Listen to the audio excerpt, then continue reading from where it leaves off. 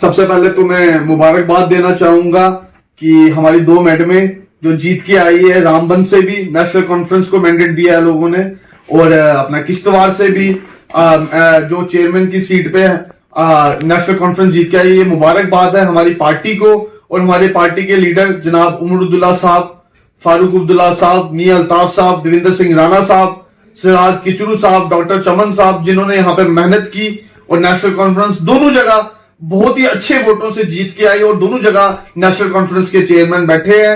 जितने भी भारतीय जनता पार्टी कोशिश करे भागने की, दौड़ने की, पर लोग उनको ही जिताते हैं जो लोगों के दिलों में बसते हैं, और नेशनल कॉन्फ्रेंस के हर वर्कर, हर इंसान लोगों के दिलों तक बसता है। और ये मुबारकबाद है वहां के अवाम को, वहां के लोगों को कि नेशनल कॉन्फ्रेंस दोनों जगह फुल मैंडेट से जीत के आई है। सर, जो ये कल अर्जोरी में भी डीडीसी के इलेक्शन होने जा रहे, ये तो हो गए रामबन और किश्तवाड़ में, जैसे अर्जोरी में भी कल है वही पोस्टपोन हुए थे, उसके बारे में आप कालाकोट के बारे में क्या बोलना चाहते हो? सर, जो अर्जोरी में कल इलेक्शन है, मेरे ऊपर वाले ने चाहा तो नेशनल कॉन्फ्रेंस वहां जीत के आएगी। और कल अगर इलेक्शन वहां भारतीय जनता पार्टी अगर भागती नहीं है, क्योंकि वो भाग रही है, उनके पास कोई चारा नहीं है, भाग रही है, तो वहां नेशनल कॉन्फ्रेंस जीत के आएगी और नेशनल कॉन्फ्रेंस को वहां अच्छा मैंडेट मिलेगा और नेशनल कॉन्फ्रेंस का वहां चेयरमैन होगा और वाइस चेयरमैन कांग्रेस का होगा वहां पे। सर, जैसे कल एक मीडिया में स्टेटमेंट देगी कालाकोट की तरफ से, जो बीजेपी का यूनिट है कालाकोट का, उनका कि कालाकोट से डिस्ट्रिक्ट चेयरमैन है वो कहीं और से बन रहा है, हमारे कालाकोट के मैंडेट 3 जीते, कालाकोट का बनना चाहिए, तो उसके बारे में आप क्या बोलना चाहते हो? सर, ये पार्टी का फैसला होता है। मुझे लगता है कि जो लोग ऐसी स्टेटमेंट बोलते हैं वो पहली बार किसी पार्टी से तलक रख रहे हैं।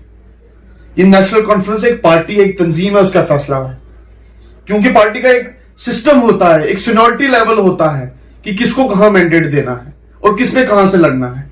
ये पहले ही पार्टी में फैसला हुआ था कि अगर सीट ओपन होती है तो ठाकुर रमेश्वर सिंह जी चेयरमैन के कैंडिडेट होंगे, अगर लेडीज होती है तो मैडम अनीता ठाकुर जी चेयरमैन की कैंडिडेट होगी, अगर एसटी लेडीज होती है तो शमीमा अख्तर जी कैंडिडेट होगी, और अगर एसटी होती है तो हमारे भाई नसीम लियाकत जी कैंडिडेट होंगे। ये तो पार्टी का फैसला है। इसमें मुझे लगता है बीजेपी को तो इसमें टिप्पणी करनी ही नहीं चाहिए। वो तो कुछ एक सीट जीत के नहीं आए कालाकोट से, ये तो हमारी पार्टी का फैसला है, हम लोगों का फैसला है कि किस लोगों को पार्टी ने चेयरमैन बनाना है। इसमें भारतीय जनता पार्टी अब भारतीय जनता पार्टी का यहां चेयरमैन नहीं बन सकता।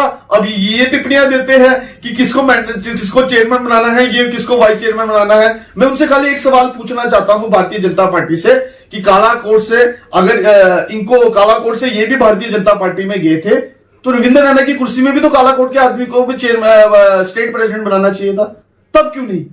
जब भारतीय जनता पार्टी अगर अपनी कुर्सी में कालाकोट के लोगों को नहीं देती तो तब वो नहीं होता, तो स्टेट प्रेसिडेंट रविंद्र रैना जी की जगह कालाकोट से बनाना चाहिए था। मैं तो ये बोलना चाहता हूं। तो ये फैसला पार्टी का होता है और पार्टी के सीनियर लोगों का फैसला होता है कि किसको चेयरमैन बनाना है, किसको वाइस चेयरमैन बनाना है। और ये सीट एसटी रिजर्व हुई थी और हमने हमारे यहाँ नसीम लियाकत साहब को इस बार मौका मिला है लड़ने का, तो वो यहां से बनेंगे। बाकी जो मैं आपके माध्यम से और आपके माध्यम से बता देना चाहता हूं, भारतीय जनता पार्टी के लोगों, कालाकोट के लोगों के पास अब कोई मुद्दा ही नहीं रहा है बात करने का। अब उनको नेशनल कॉन्फ्रेंस की भी मैंडेटों की प्रॉब्लम हो गई है। जनाब, पहले आप अपना काम करें कि आपको लोगों ने क्या किया, आपने लोगों ने किया। अगर आप इतने काबिल होते तो कालाकोट से लोग आपको जिताते, आप जीतते, पर आप इतने काबिल ही नहीं थे, आप लोग क्यों जीते? और दूसरी बात, अगर आप हमारी पार्टी के बीचों में करते हैं कि किसको चेयरमैन बनाने किसको बनाना, तो मैं भी ये सवाल पूछना चाहता हूं कि कालाकोट का स्टेट प्रेसिडेंट होना चाहिए। अगर इस चीज में आप काबिल होगे, स्टेट प्रेसिडेंट कालाकोट का बनाने में आप काबिल रहोगे, फिर आप हमें सजेशन दे किसको बनाना है। अब कालाकोट में किसी नौजवान को आगे नहीं आने देते। कालाकोट में भी एक ही घर का हर इंसान बनता है पार्टी में। इस कालाकोट में ऐसा हो रहा है, एक ही घर का, यूथ विंग में भी कालाकोट में एक ही घर से, सीनियर विंग में भी एक ही घर से, सब एक ही घर का परिवार की सियासत चल रही है। ऐसा नहीं होता, ये लोगों को मौका देना चाहिए। अगर आज मेरे वालिद साहब ठाकुर यशपाल सिंह साहब इस दुनिया में नहीं है, ये भी कुछ लोगों की साजिश थी, और मेरे वालिद साहब इस दुनिया में नहीं है, इन्हीं लोगों के वजह से, इन भारतीय जनता पार्टी के लोगों की वजह से जो झूठ बोलते थे। और आज देखो, अगर ये आज बड़ी बड़ी बातें करते हैं भारतीय जनता पार्टी, पहले ये नेशनल कॉन्फ्रेंस में थे सब लोग, आज ये भारतीय जनता पार्टी में गए, और मेरे वालिद साहब नेशनल कॉन्फ्रेंस में रहे मरते दम तक। और शायद इन लोगों की यहां से जाने के कारण की वजह से मेरे वालिद साहब इस दुनिया में नहीं है। उनको दुख हुआ क्योंकि जिस पार्टी में आप रह के काम करते हैं उसके बाद आप उस पार्टी को मुश्किल वक्त में छोड़ते हैं तो दुख होता है। और मेरे वालिद साहब को शायद यही दुख इस दुनिया से ले के गया। और आज मैं और मेरे जितने साथी है वो मैं अपने वालिद साहब का नाम जिंदा करने के लिए कालाकोट के लोगों की सेवा कर रहा हूं। मेरी मदर जो डीडीसी कालाकोट से जीती है, मैडम अनीता ठाकुर जी, वो उनको लोगों ने कामयाब क्यों बनाया? क्योंकि ठाकुर यशपाल सिंह साहब ने कालाकोट के लोगों के लिए कुर्बानी दी और लोगों के काम किए। तो बाकी भारतीय जनता पार्टी जिस दिन इलेक्शन हुई थी वहां तो भारतीय जनता पार्टी भागी। आपके जितने मीडिया के लोग हैं मैं उनसे एक सवाल पूछना चाहूंगा। आप भारतीय जनता पार्टी कालाकोट वालों से पूछे कि आपके 3 कैंडिडेट जो यहां पे जीत के आए थे बीजेपी से डिस्ट्रिक्ट रजौरी में से, वो इलेक्शन वाले दिन भाग क्यों गए? आप ये सवाल का जवाब दे। आप हमारी खिरपंची छोड़े कि हमने चेयरमैन किसको बनाना है, वाइस चेयरमैन किसको बनाना है। आप अपने लोगों का ध्यान रखें। आपके लोगों ने क्या किया? नेशनल कॉन्फ्रेंस कालाकोट में फुल मेजोरिटी के साथ आई है और एमएलए आने वाली जब यहां पे असेंबली की सीट होगी तो कालाकोट की गरीब आवाम फैसला करेगी। आप कोई नहीं होते फैसला करने वाले कि किसको मैंडेट मिलेगा, कि किसको मिनिस्ट्री लेनी है। अगर मेरे वालिद साहब मिनिस्ट्री के भूखे होते, जब मेरे वालिद साहब अगर किसी लालच के भूखे होते तो मेरे वालिद साहब ने करोड़ों रुपया कमाया होता इस कालाकोट में। पर मेरे वालिद साहब ने लोग कमाए थे, गरीब लोग कमाए थे। मिनिस्ट्रियां और कुर्सियां इन लोगों को शौक है भारतीय जनता पार्टी को। मुझे और मेरे वालिद साहब जो मरहूम ठाकुर यशपाल सिंह साहब इस दुनिया में नहीं है, ना उनको कुर्सियों का शौक था, ना उनके बेटों को कुर्सियों का शौक है, ना हमें किसी मिनिस्ट्री का शौक है, ना हमें किसी एमएलएशिप का शौक है। हमें शौक एक चीज का है, गरीब आवाम की सेवा करना। आने वाले वक्त में नेशनल कॉन्फ्रेंस की गरीब आवाम यहां का फैसला करेगी कि कालाकोट से एमएलए का मैंडेट में कौन लड़ेगा। जो आवाम फैसला करेगी वही लड़ेगा। मैं भारतीय जनता पार्टी से पूछना चाहता हूं कि आपका अगला एमएलए कैंडिडेट कौन होगा बीजेपी का? अगर आपका बीजेपी का किसी गरीब को मौका दीजिए इस बार इलेक्शन लड़ने का। क्यों नहीं आप मोगला से कोई मोगला वाले एरिया से किसी लड़की को मौका नहीं देते? क्यों नहीं आप डांगरी से किसी को मौका नहीं देते? डीडीसी भी आप लड़ेंगे, एमएलएशिप भी आप लड़ेंगे, मेंबरी भी आप लड़ेंगे, सरपंची भी आप लड़ेंगे। तो वो क्या इंसाफ है जनाब? पहले अपने दिल को देखे कि आप क्या करते हैं।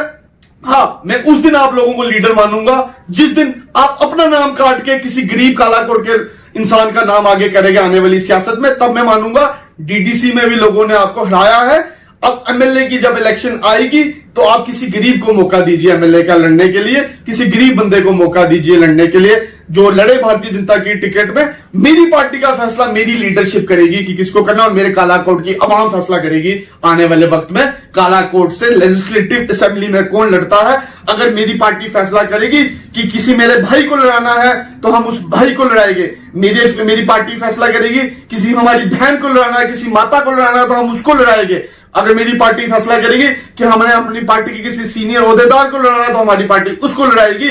ठाकुर यशपाल सिंह का बेटा पार्टी की डायरेक्शन पे काम करता है और ठाकुर यशपाल सिंह का बेटा कुर्सी का लालच नहीं है। अगर मैं कुर्सी का लालच होता तो मैं आज यहां नहीं बैठा होता। मेरे वालिद ने कुर्बानी दी है, मेरे वालिद ने कालाकोट के लोगों का काम किया है और आने वाले वक्त में मैं और मेरी तंजीम, मेरे साथ मेरे कालाकोट के ऑफिस सेक्रेटरी साहब बैठे हैं अशोक जी, ये भी जरूर कुछ इस बात में 1 मिनट के लिए बोलेंगे।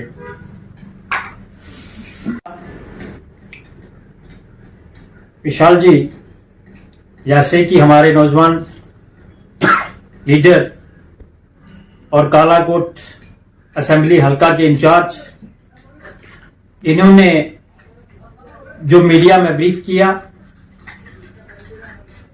मैं इस बात पर सहमत हूं। हमें अफसोस होता है जब हम कोई स्टेटमेंटें या चर्चा सुनते हैं,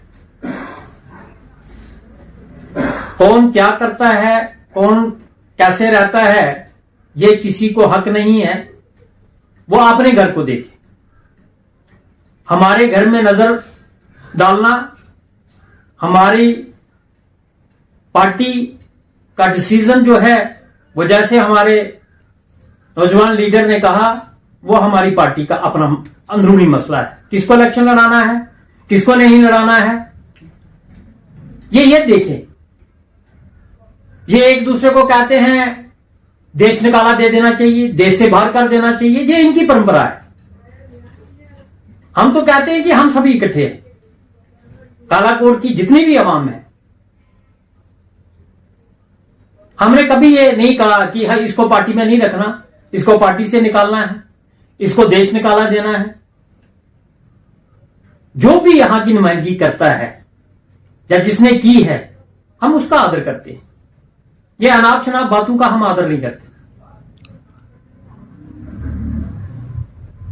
जनता किसको जवाब दे रही है, किसको देगी, ये सब लोग बेहतर जानते हैं कि जनता का क्या रवैया है, जनता किस तरफ है। इसलिए मैं मीडिया द्वारा ये जरूर कहूंगा कि हाँ अपने घर को देखिए।